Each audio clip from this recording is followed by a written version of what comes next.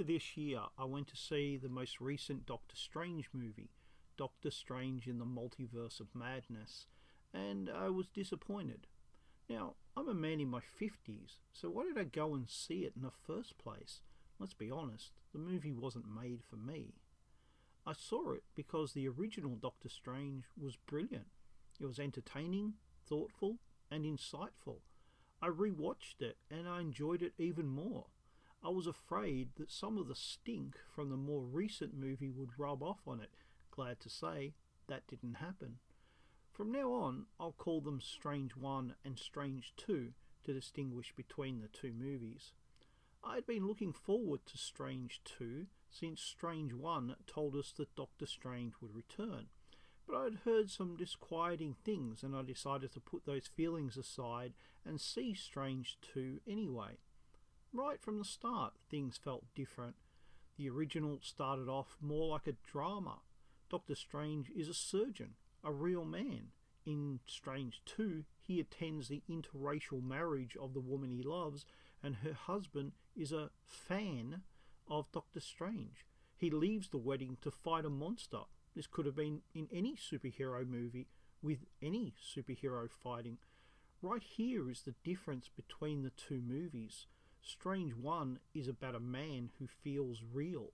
Strange 2 is about a superhero who does not feel real.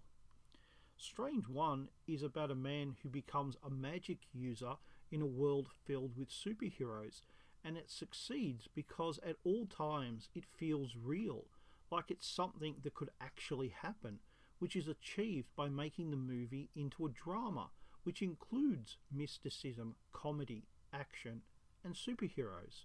However, it never allows those things to take away from the story. Instead, each of these elements adds to the story.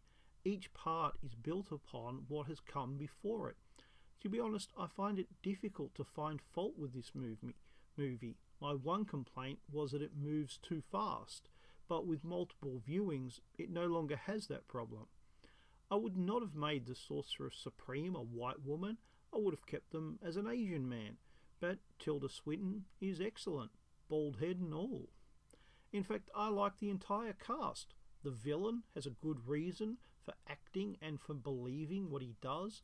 The script is very underrated and the special effects are amazing. I wish I could say those things about Strange 2. Alright, the special effects are still amazing, but that's about it. I didn't even like the actors who reappeared from the first movie as much. I didn't hate them, nor did I hate the actors who appeared for the first time here. However, the story and script is nowhere as good as they should be, which means that the actors, old and new, don't have the material to work with.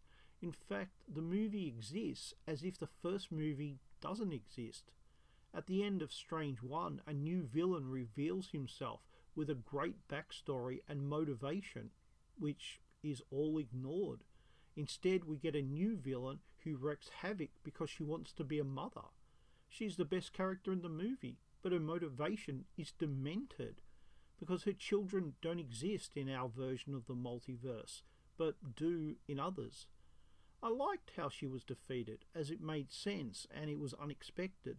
The rest was really a case of whatever. It filled in a few hours, but I'll never watch it again.